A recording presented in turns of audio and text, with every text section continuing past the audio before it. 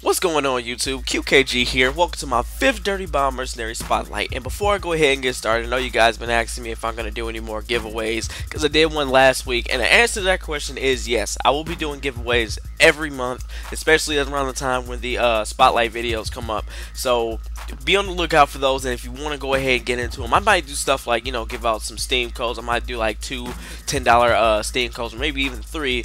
And always, it'll be like leave feedback down below, or, something like that, because I'm good with, getting feedback with you guys, because I'm trying to make this channel as best as I can. So without further ado, guys, let's go ahead and get started. So due to one of the comments that I think I got on my proxy spotlight, somebody actually did suggest that I do one on Skyhammer, which is the default Merc you get in the game.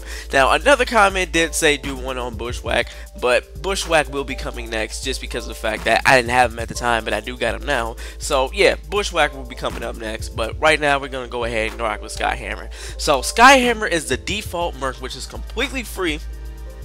Literally no cost to you at all, and he has 110 health and 400 sprint, so pretty much he's average when it comes to sprinting speed. Of course you can use your melee weapon and run a little bit faster, but other than that, pretty much average. And then he does have a little bit more sustainability, so just in case of a firefight, especially when he has a medic behind him, his class can't be devastating. So pretty much playstyle, this is quote unquote the noob class, especially when you see level 1s and you see a Skyhammer. Literally, all they're gonna see is airstrikes, and every single time they see an airstrike, they pretty much do this. Oh, Jesus, Jesus, oh, Lord Jesus, Lord Jesus, oh, Jesus, get the water, nigga, oh, the motherfucking bootleg fireworks shit. Because literally the airstrikes are devastating. His main playstyle is suppressive fire and also support at the same time, because this man is equipped with ammo packs. Because how do you expect your teammates to actually get kills and actually push them back if they don't have ammo? And the support strikes can definitely be used, and they can be used as grenades if they are thrown inside and the airstrike is not called in, and you get a 75% cooldown on it.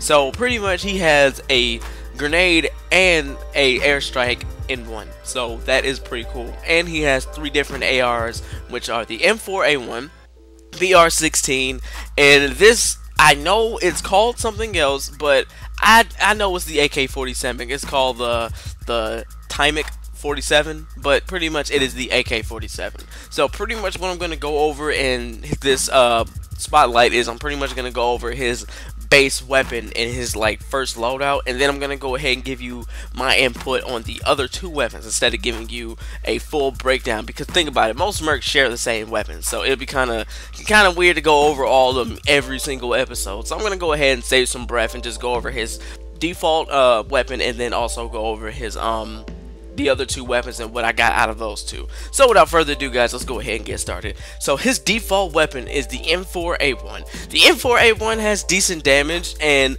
it has really easy handling. I actually really do like this weapon. At first I thought the weapon was shooting marshmallows. I was just like, it's just the M4A1. I was like, it ain't that special, but pretty much the weapon has 35 rounds in it, so them extra 5 rounds, especially from a standard 30 round mag, that's actually really going to come in handy. So you can actually do a lot more spray power with this weapon. But the downside is that it has 14 damage. That's pretty much alongside with the Tymic 47, which is pretty much, around the same damage. That's pretty low compared to all the ARs in the game.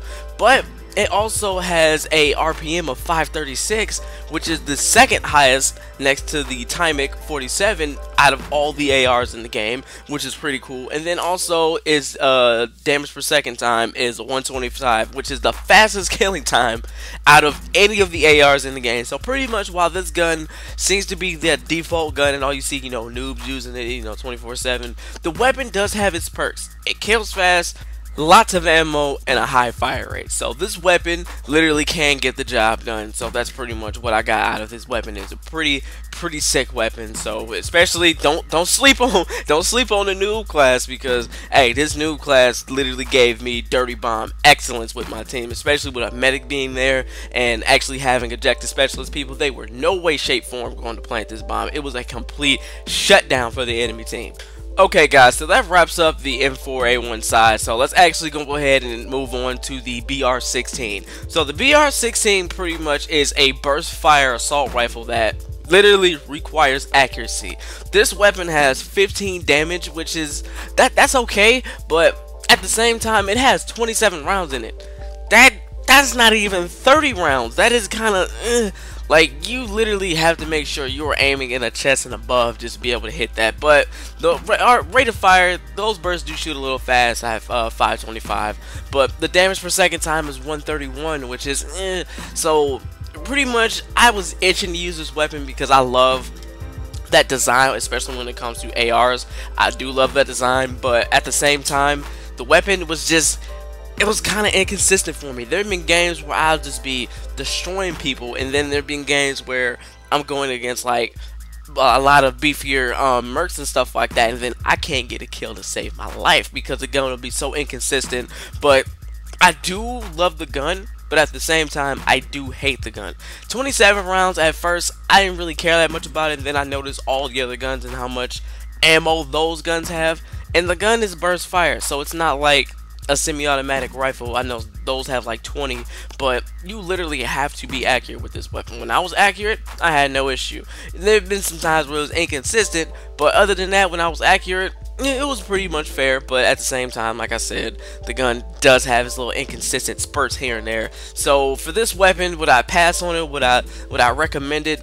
I would say this gun takes practice. I would say you literally would have to want to go ahead and try this gun out if you like the design, if you actually love the concept of the weapon. If you like burst fire weapons, go ahead. But at the same time, I don't know compared to my other two options. So the next option we have up next, I should just keep calling this gun the AK-47, the Tymic 47, and pretty much this weapon feels like it does more damage than it should, but pretty much it's due to the AR's fire rate. So this weapon pretty much is your standard, you know, AK-47. This weapon actually has 35 rounds in it, so that's pretty much on par with the M4A1, and it has 14 damage too, which is on par with the M4A1, but it also has 550 RPM, so it actually shoots faster than the M4A1 and a damage per second time of 128. So it may kill just, you know, like a little bit slower than that, but at the same time, the weapon does have a nasty fire rate,